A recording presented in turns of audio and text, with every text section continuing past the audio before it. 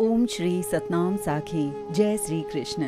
परम श्रद्धेय सद्गुरु स्वामी शांति प्रकाश जी महाराज के सत्संग प्रवचनों का संकलन। सत्संग वर्खा भाग 12, प्रवचन 3, भगवान की दयालुता, पार्ट 2। गुरु महाराज ने अपने प्रवचन में कहा, शंकर भगवान से माता पार्वती ने पूछा, इस ब्रह्मांड को किसने संभाल रखा है, अर्थात किसके आधार पर ये सारा संसार टिका हुआ है। तब भगवान शंकर ने कहा, हे पार्वती, इस संसार रूपी इमारत को 7 खंभों ने संभाल रखा है। उन 7 खंभों में पहला नाम गौ माता बताया है। गौ को हमारे वहाँ ऋषि मुनि सबने माता का दर्जा दिया है। दूध तो भैंस बकरी आदि भी देती हैं, पर उन्हें माता नहीं कहते। गौ का हमारी संस्कृति में विशेष स्थान है। उनको गुरु नानक देव जी भी मानते थे।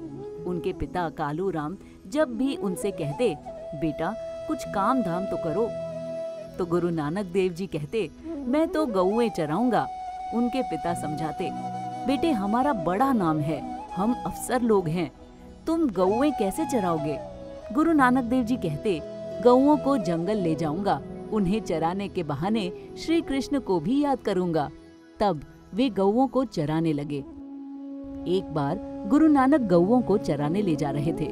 रास्ते में एक हरे भरे खेत को देखकर वे उनका मुख निहारने लगी। नानक देव जी समझ गए। खेत का दरवाजा खोल दिया और गौएं चरने लगी। पेट भर के घास खाया उन्होंने। ये देखकर खेती का मालिक राजा के पास गया। उसने कहा, हुजूर, मेरे खेत की सारी घास नानक ने अपने गौओं को खिला दी, मैं तो लुट गया। राजा ने कहा, चलो चलकर देखते हैं। खेत देखने के लिए राजा के साथ नानक के पिता तथा और भी बहुत सारे लोग चले गए।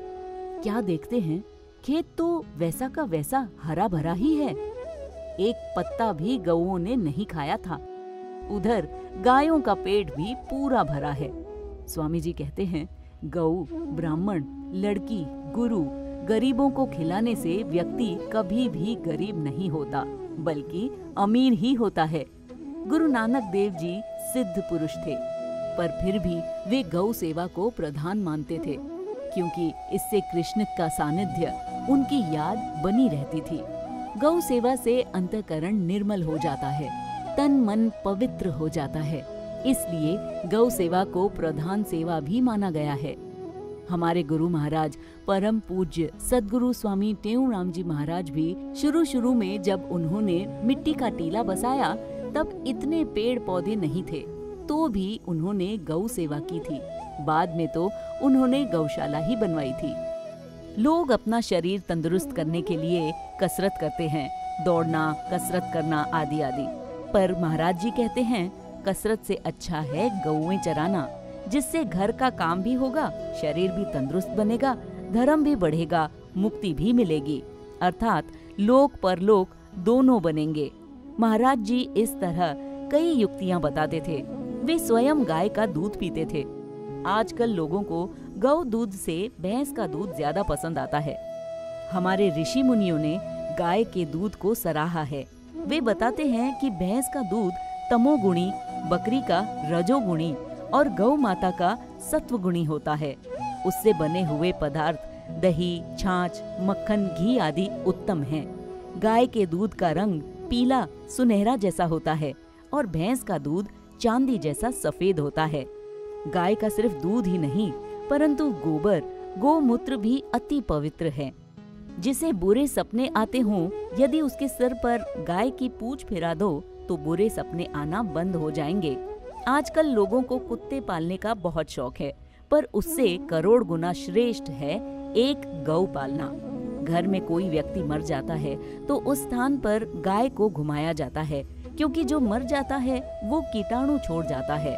गाय के घूमने से स्थान पवित्र हो जाता है, जिससे घर के दूसरे लोग बीमार नहीं होते। गाय के चमड़े में कीटाणु नाशक कृमि होते हैं, जो अपने साथ उन कीड़ों को ले जाते हैं और घर पवित्र हो जाता है। किसी को कोई संशय हो या लगत हो तो 3 रात गाय के पास सोएं, जिससे प्रेत आदि भाग जाएंगे। ये सब श्रद्धा के साथ करना चाहिए। गुरु महाराज जी स्वयं गौशाला में सोने को कहते थे। उस पवित्र वातावरण में प्रेत भाग जाते हैं। वास्तव में प्रेत उसे कहते हैं जो अपने बाल नाखून आदि बड़े रखे। यदि इंसान स्वच्छता से रहे, संतों का संग करे, तो वो इंसान के चोले में होते हुए भी देवता ही है। बोलिए सतगुरुदेव भगवान की जय।